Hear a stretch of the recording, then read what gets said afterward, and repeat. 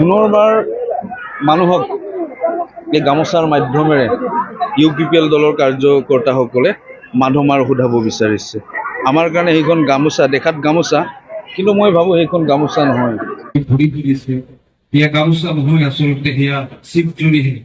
এই গামোচাখন আপোনালোকে সন্মান বুলি নাভাবিব, আপোনালোকৰ গলত মই পুনৰবাৰ কৈছো চিপজুৰি এডাল এডাল ওলমাই দিছে।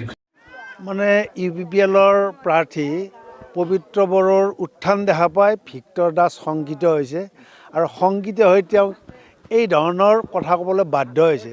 তেওঁলোকে কয় যে সনাতনী সংস্কাৰ মানে সনাতন হিন্দু ধৰ্ম, কিন্তু এই অসমীয়া সমাজ ব্যৱস্থা বা হিন্দু ধৰ্মৰ আন এটা অংশ হ'ল যে গামোচাখন।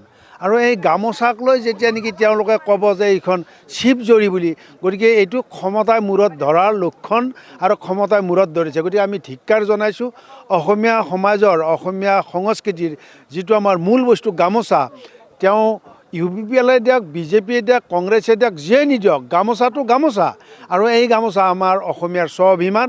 গতিকে এই অসমীয়াৰ স্বাভিমানক BJPৰ এজন প্ৰতিনিধিয়ে পাহৰি গৈছে আৰু পাহৰিছে কিহৰ কাৰণে, যে ক্ষমতাৰ লালসাত, ক্ষমতাই মূৰত ধৰিছে। গতিকে মোৰ ক'বলগীয়া নাই, তেওঁলোকৰ এয়াই সংস্কাৰ। BJP যে কৈ থাকে সংস্কাৰ মানে আৰু কিবা কিবি, গতিকে সংস্কাৰৰ এটা উদাহৰণ।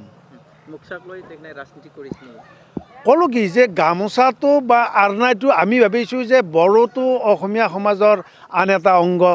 গতিকে এই বড়োসকলে বা UPPLটো অকল বড়োৰে ৰাজনৈতিক দল নহয়, গতিকে UPPLে গামোচা বা আৰনাই যিকোনো বস্তু দিব পাৰে।